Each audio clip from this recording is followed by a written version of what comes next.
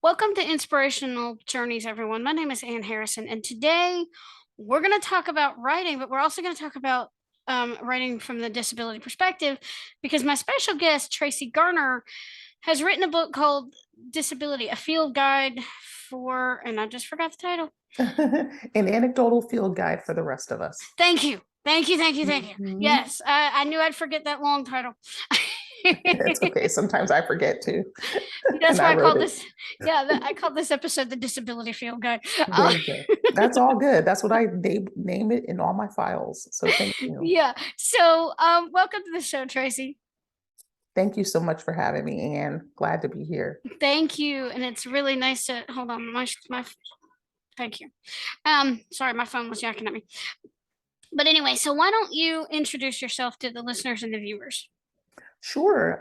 Like you said, my name's Tracee Lydia Garner. For my nonfiction, I've been using Tracee Garner, which some kind of weird, odd reason. I don't know. There is no reason. That's basically it. But just to differentiate myself. But I am a lover of words and writers and all kinds of energy, putting books together for the public to consume. And I just fell in love with writing in my college years. And I've been writing ever since. I've really been writing since elementary school. My mom reminds me of certain little short stories that I penned in my newsletter in elementary school. But yeah, I just love it, and it's been so wonderful to write books. Wow. So you just well, one of the questions I was going to write, and you also do something that's near and dear to my heart, which is poetry, and we'll get into that in a minute. So, what inspired you to become a writer? Honestly, writing just kind of visited me one day when I was failing my academics. Like I said, I've always been a writer, but I never really pursued it as a passion project and something that I thought that I could be lucrative with. So it really happened in college when I got my first book deal, after entering my short story or novella really into a writer's contest. And that really changed my life. And all of a sudden I was like, wow, I could do this. And I just started creating more stories and sending them off for publication. And then later, when publishing kind of took off, self-publishing took off, I decided that I wanted to do that. And I've just been publishing my books myself. I don't, maybe a contract is in my future again. I haven't ruled it out, but I really love self-publishing right now. I'm able to release books as I want to without the headache of a deadline. And so I really like that, even though there are drawbacks and pluses and minuses to both self-publishing and getting a traditional contract. It's just whatever's right for you. And right now, that's what's right for me. I agree because I self-published my poetry book. I Mhm. self-published others, but they have to be rebranded because the brand that I published them under, some of them under, and the original publisher that I published one of them didn't do such a hot job. So I'm having to rebrand, and that's Yeah, but okay. that's the beauty. That's the beauty of self-publishing. You would Yeah. have to get your book out of your contract with them before you could do anything with it. And who's not to say that they would do anything with it as far as promotion goes? So being able to chart your own course in self-publishing is one of the, top ways and top things that people love about it. Wow. Yeah, I get that totally. Mhm. So, and the mystery that I wrote and originally published is now going to turn into not an adult crime fiction novel, but a children's mystery. So, Oh, that's awesome. so yeah, self-publishing, you can do that. You have so much freedom. So, and I know you have a disability of your own, and you can talk about that if you want. But is that what gave you the inspiration to write this book about the field guide? Because I know you've got a lot of you've got stories about your life in different aspects. So why I don't you tell me the story behind the book? Sure. The story behind the book was I hope to create several volumes of kind of anecdotal advice of having lived something and then writing the cliff notes about it. That was really my ultimate goal. I almost wanted a yellow pages, not that anybody knows what that is anymore, but a yellow pages, a phone book, of a reference book of really going here. I'm having a trouble in transportation. Let me go to the disability field guide and see what Tracee says about transportation, learning to drive, getting modified vehicle equipment put on my van so that I could operate it, and the funding headaches that went with that. In employment, I just wanted people to know this is what works around employment. It's not just getting a job, it's being able to stay in that job and have longevity, and how do you stick to it, and how do you cope with your disability through all of those things. So the first volume, is just this 9 chapters, really short. I think Mhm. it's not even 200 plus pages, about 40,000 words. And I even went back to it and didn't release it when I wanted to because I had more to say. I pushed back the release date from 2021 to 2022 because I was like, I'm not done. I still have a lot of advice. And in the second and third volumes, what I'm hoping is that other writers will join me and I will just become an editor for the second book, where people are giving me ideas, their chapters. I want each person to write a chapter or two or three, but I want to make sure I have a lot of diverse voices to talk about their experiences in fighting the challenges that they've had in their life. So the goal was just to really be kind of a walking, talking reference book on how to cope with some of the top disability issues. So I talk about, like I said, employment and transportation, but also caregiving, housing, emergency preparedness. And it's not just emergency of a natural disaster. It's about, what if your primary caregiver dies? What if a caregiver doesn't show up for the day and you can't get out of bed by yourself? Having these contingency plans is not just about, flooding, although I do talk about Hurricane Katrina and how unprepared, people with disabilities were, and government wasn't equipped to handle or help us.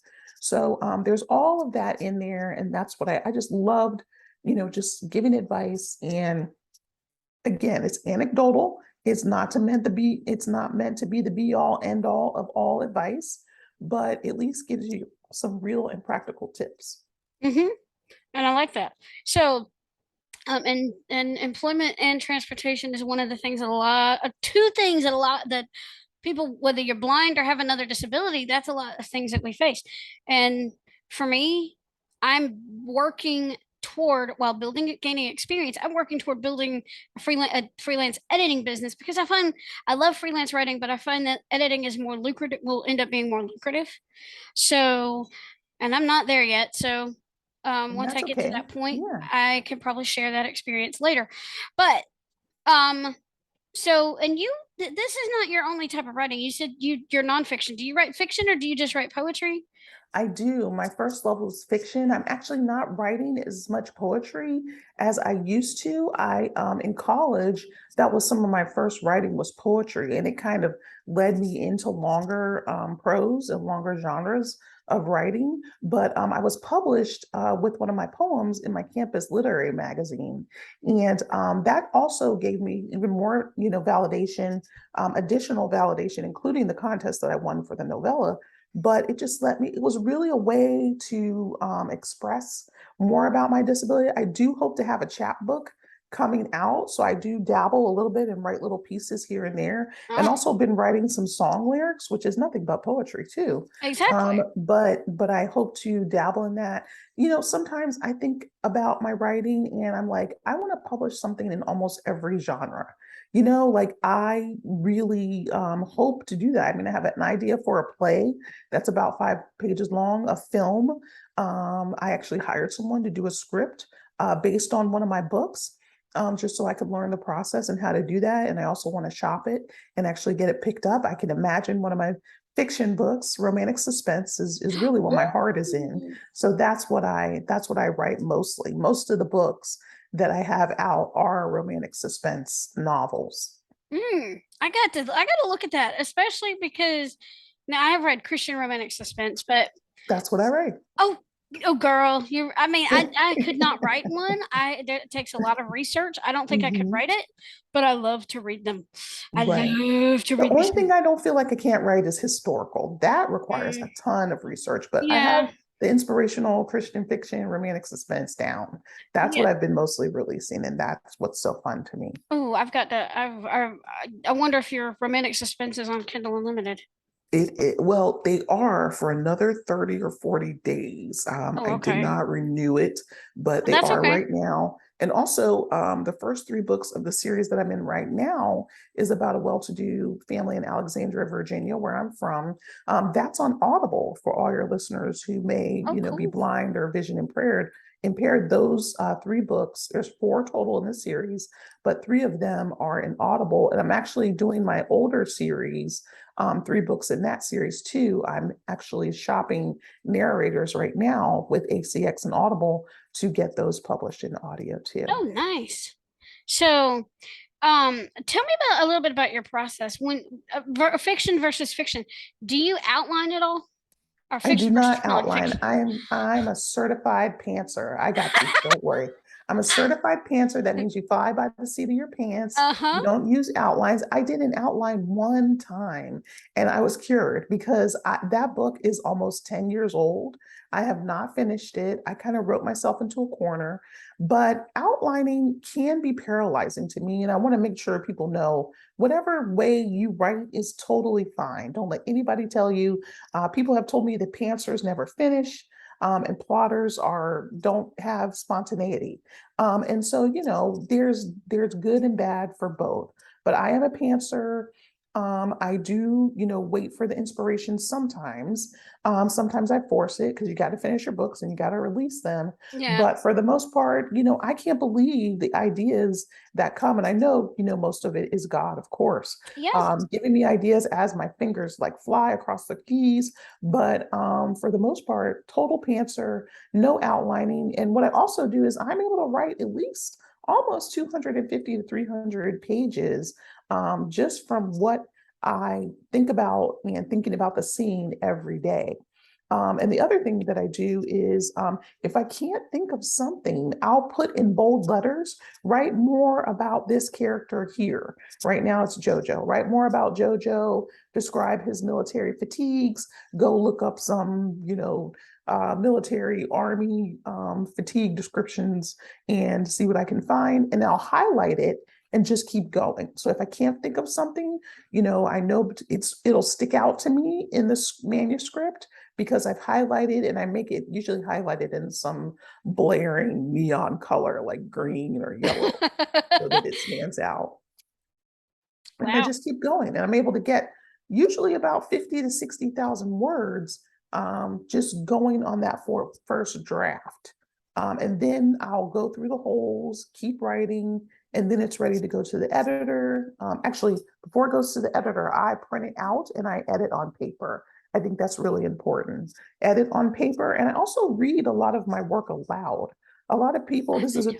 tip that I give people, who are aspiring writers and people who are published too can learn, anything. But reading aloud allows you to see mistakes and hear mistakes that you wouldn't hear because your brain honestly puts in the words that you think are there. And so it's just a good thing. If you're stumbling over your own writing and something's not quite right, you'll hear it better than you'll see it. And so that's just a tip for people. When I've done editing, I've edited, well, for an author friend of mine, and then I did some editing for a company called Celebrate Lit Publishing. And when I edited that work, I would read it aloud using the e-reader. I could listen to Jaws read it all day long, but Mhm. I can read it out loud, read in Braille, and read it out loud to catch the little tedious mistakes Right, that's a that good idea. authors, because you never know, because to me it's just easier to do it that way, and I catch Mhm. little punctuation things and that kind of stuff, and I will start doing that with my own work. Right. And even in Word, most people, sometimes when you don't have a disability, you don't know what free and accessible tools there are to you. If you have an updated version of Word, it has a voice option too, a text to voice option that you can listen to your own manuscript You don't have to download any new software. You just have to have Word. And I think Google also has one. I sometimes use Google Docs, and it has a microphone, so I'm able to dictate, and that helps me write faster. And then also just listening. Yes, the voice is kind of robotic.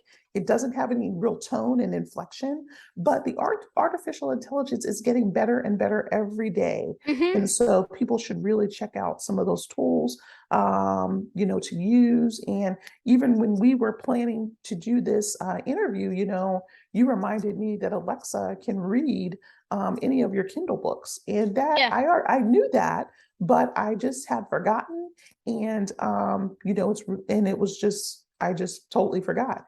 But those are the things that also that can go in the book to remind people and to help people without disabilities too.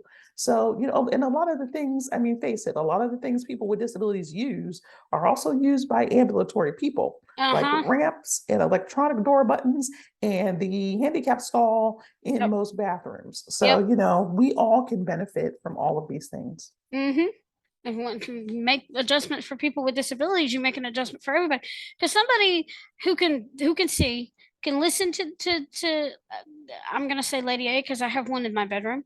Mhm. Read the book while you're in the kitchen cooking or cleaning or Yes. whatever. I Mhm. mean, honestly, I used to do that a lot when I was crocheting, and I still will, but right now I found out that my e-reader works.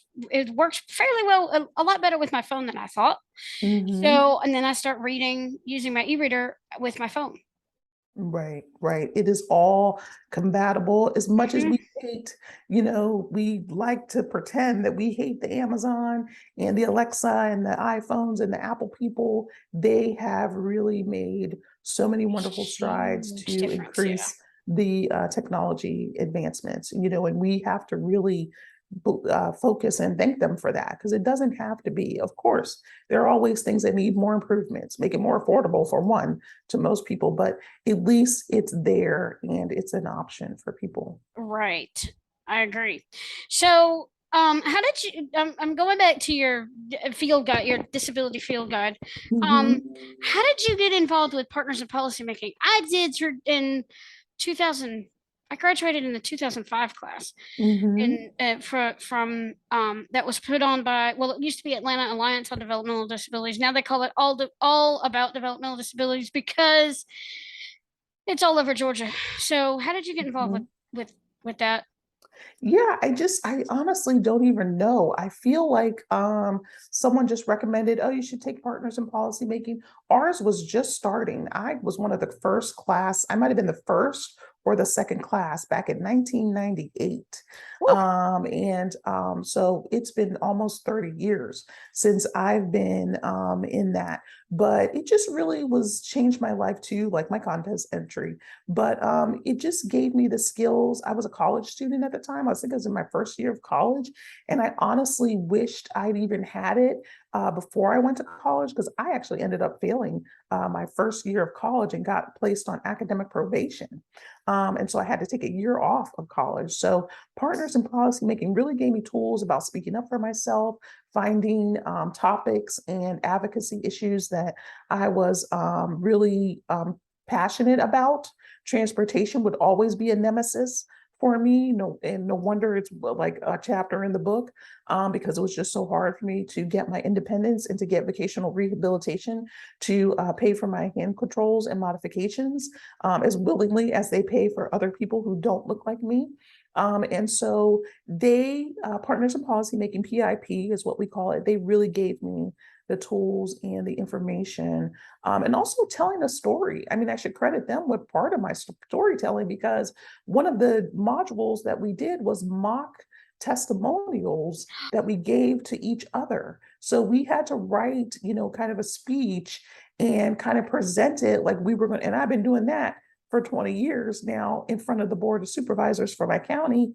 And it was all about, how do you compel people to be moved to action based on your story? And so that is like a life skill. Just telling people what you need, how you feel, and what the current status quo is, how you're being prejudiced against or being denied certain services. those things were really important to learn because that's all everyone needs to get the things that they need. You need to be able to tell a compelling story that pulls on, not always, but often pulls on the heartstrings and helps people understand what your issue is so that they can go and make change in legislation and policy. And so those are some of the most, those are the most valuable things that I got out of partners. And I'm surprised y'all didn't do this, but when I was in partners, we didn't do testimonials to each other. We actually went to the legislative office building. There was I don't remember what the room number was, or it was like a not a conference room. But anyway, Mhm. the point is we went there, we got our state representatives to come and listen to our testimonies. And we did mock testimonies at the Capitol. Yeah, and I'm sure that we did. I have a little funny story is that Policy Day in Virginia is usually held at the end of January and the beginning of February, some of the coldest days of the year. So Oof. Tracee might have found her a little way to be like, I gotta stay home. It's too cold out there. I'm not going. So I might have been absent that day because the cold and the snow, and it often gets canceled because it's always in February.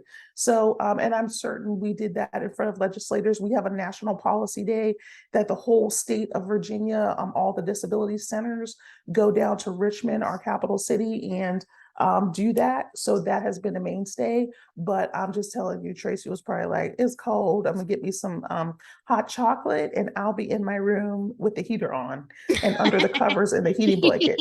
So I'm sure we did that, but I probably found it out for that day. You sound like me.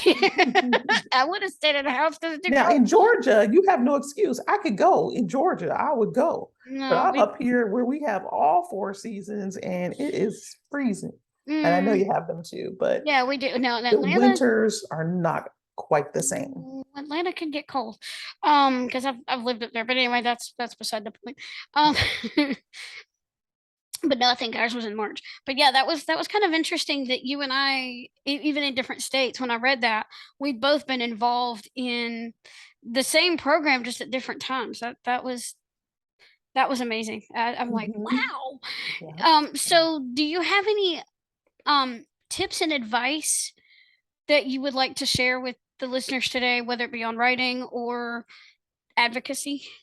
Sure. I think that, even if you don't like public speaking, there are always other ways to tell people about the things that ail you that prohibit your participation in our current society.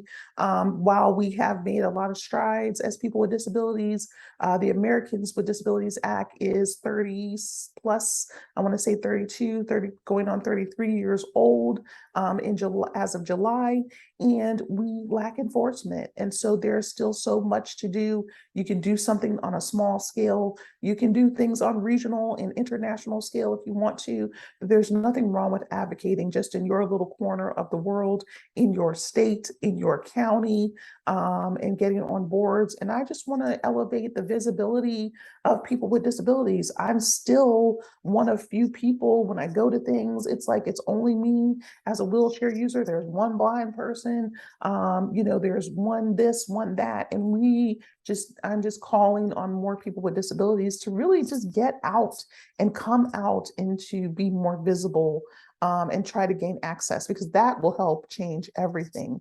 And the other thing is that writing is a mental health solution personally for me, and I believe that it can be for other people for the things that bother you and the things that you have pain behind or trauma dealing with your disability. Writing can really help you process the things that you hate about having a disability, because let's be real, not everything is glamorous and wonderful in handicapped parking spaces next to the building just so you can go in fast and not be in the elements. It's so much more than that. It's real.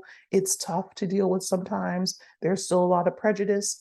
And there's a lot of things that go on, even in the richest country in the world. We still have a long ways to go, but use writing as a tool to process feelings and emotions and really to get them out. So that's what I do, living vicariously through my characters, and then helping other people in my nonfiction, self-help, and inspirational books. So that's my goal. And talking about that, journal. I used to hate journaling. I don't know if you do Me it or not. too. I Oh my hate gosh. journaling, but Well, I don't anymore because I used to think I had to date my entries. And if I didn't write that day, it was going to stress me out because I didn't have anything to say that day. No, I don't even date them. I mhm. just I just put page breaks between the different times that I write, unless it's like certain things like random tidbits or something that go together. And then I just let it out.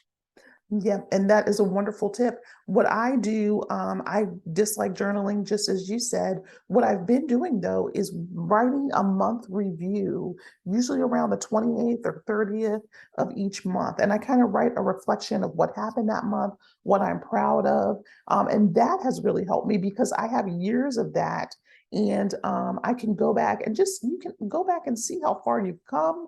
You can see the trivial things you were mad about, and you're like, gosh, that is so long ago. Why was I so angry about that? That is nothing. And you can just, go back and look and to see your growth. That's why I think people should journal, is just to see the growth, Hmm. see how much you've been helped. Also see how much God has helped you and Yep. help you overcome certain things. So I do journal each month. If I have something that's really pressing or I'm feeling angst about, I will write that down. And sometimes I've even written a letter to myself. When I first started self-publishing, I was really worried about the book failing. And this was in 2007 when self-publishing wasn't a big thing that it is now. I wrote, dear, me, or dear Lord, or whatever, and said, this book might fail, and then what's the worst thing that can happen if it does fail? It's not the end of the world. Nobody died. You're still able to write and you can have another successful book in the future. So sometimes even writing letters, because it kind of gives you something to write to, is a way to also journal and to think about things that affect you and how you're feeling, just to check in with your emotions and do like a pulse on what's going on in your life. I didn't even think about that.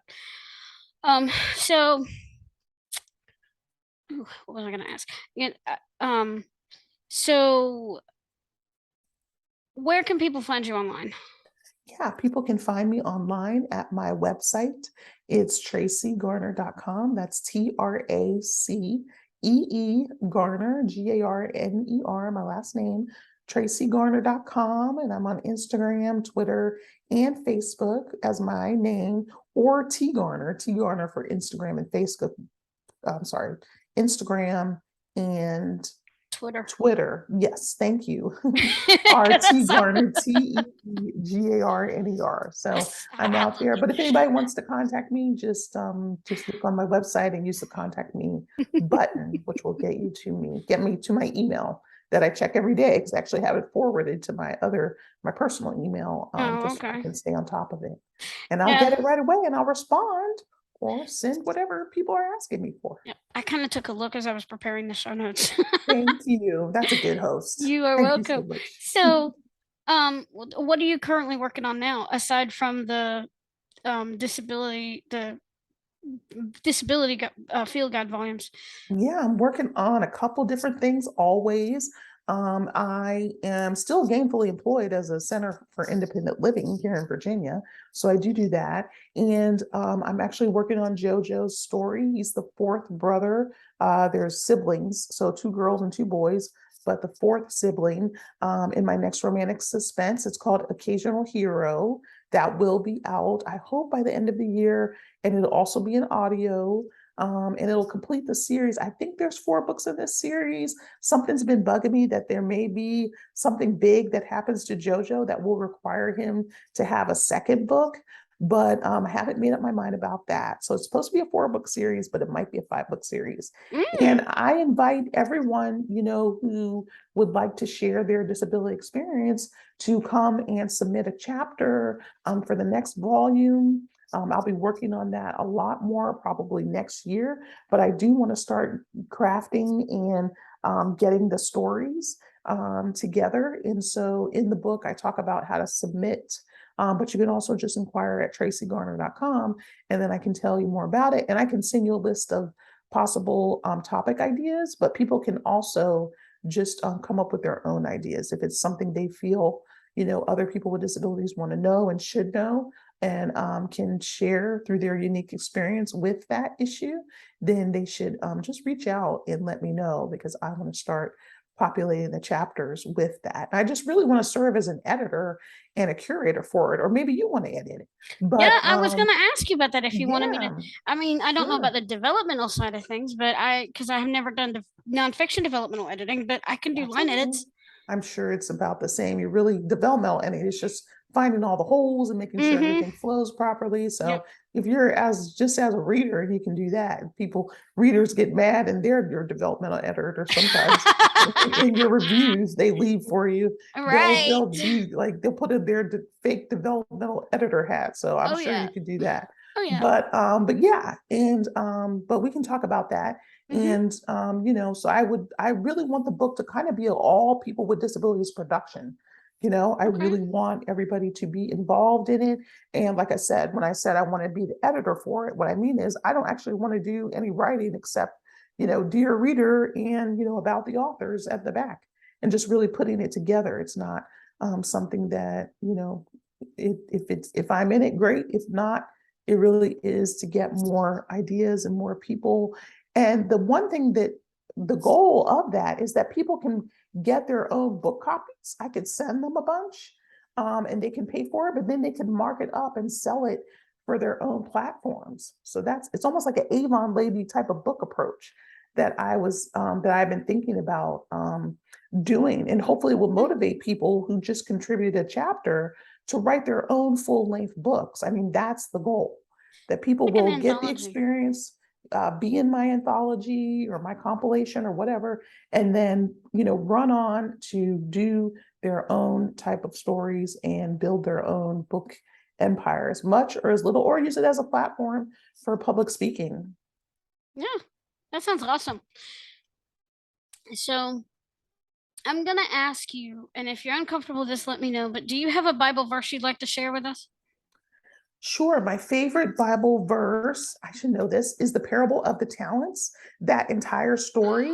I actually look up sermons on that all the time. It's in Matthew. I want to say 24, but I'll tell you what it is in 2 seconds. But that story is about whatever you have, using whatever you have that God has given you. We all have a talent. I wish that everybody would take a spiritual gifts class or some kind of class, Matthew 25, 14 through 30. Oh, I love Um, that story too. and just, realize that you have something that you can work with. And dare I say, you have something you can monetize, and you can use to bless others. That's the most important thing, is blessing others. Mm-hmm. But we need to live too, so monetization doesn't hurt either. Nope. But I just love that, because it's everybody has something to work with, whether it's 1 denarii, 2 denarii, or 3 denarii. You have something to work with, and you need to work that. My writing, I have parlayed into so many different things, to get me, net recognition, notoriety, and also just to elevate the voice of people with disabilities, but also to get an income. So, grant writing I've done for people, and it pays really well. Just I've made flyers. I taught myself, how to use, I'm working on trying to master InDesign now, but I love Canva. I love all the other creative platforms that we use. All of these things stem from writing. I had to learn. I did my own book cover for the Disability Field Guide. And whether that was a good idea or not, I'm not sure. But it's something that I enjoyed doing, and I loved it. So those just some of the things that we can all do. Multiply your talents, or not, just work the one you have. But we have multiple talents that we could be using for the good of others, and to just give ourselves purpose and drive and determination. Right. I totally agree with that because I mean I sing. I don't get paid to sing, but I do sing for my church and on Awesome. Zoom for And I'm sure you're blessing somebody with right. that, all the people that are listening. Right, because I do participate in the gospel sing on the American Council of the Blind has their ACB community, so I do that. Mhm. But writing is my passion. I'm still working to get books published, but I will get there. But I also love Absolutely. editing and podcasting, doing work like this because I get to Yes. meet awesome people like you. Yeah, and you give other people a platform like me, and I'm just so grateful. So thank Thank you. you so much. So, and you are so welcome. So, before I ask you to close out in prayer, do you have a takeaway, a call to action? It could be a challenge, a resource, that you want to leave the listeners and viewers with today. Off the top of my head, just get involved. Even if you've been shunned or rejected, try again to get involved with people, to encourage yourself and to, do things and just start writing. Write a little something right now and just, sit with it, use it, and just have it with you, whether anybody sees it or anybody never sees it, or you burn it when you finish. That doesn't matter. Just try it.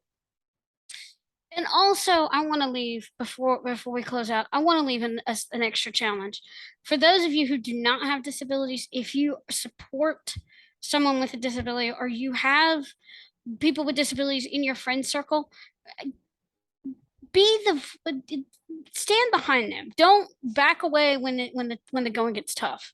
Help them advocate for what they Mhm. need That's right. because it takes more than one voice. Mhm. So, would you like to close us out in prayer? Sure, sure. Thank you so much. Um, Our most gracious Heavenly Father, I just thank you today. Thank you for Anne. Bless her, Lord. Keep her and keep her safe and protected, Lord. Thank you for this wonderful platform that she has brought to the world to share with us, to share with the world, Lord. And I ask you to increase her platform, Lord. Help her grow. Bring more people to her, Lord. Bring monetization people to her, sponsors, Lord, everyone that can possibly assist her to grow in what she is doing and what she is trying to do. I ask you to bless her in a special way. Thank you for every listener that is going to hear this, even long after we're gone. Father, people will be able to listen to the sound of our voice and to the words that we have to share. And it is all about you. Let us not forget who is completely in charge, who is ordaining our steps, Lord, who is leading and guiding us. We want to serve you and we thank you for this time together. I ask that one day we will meet and that we will fellowship in real life, in person, and have a good time. Thank you so much. Bless me as I go on my journey also, and that I will continue to grow in knowledge and love and be servants of our risen Savior. Thank you for this opportunity. In your name we pray. Amen. Amen. So we challenge you today to go out there and read to get inspired, write something inspiring, and share your creation with the world. For when you've touched one life, you've touched thousands. Thanks for joining us on Inspirational Journeys. And remember, your story matters. Have a blessed day, everyone.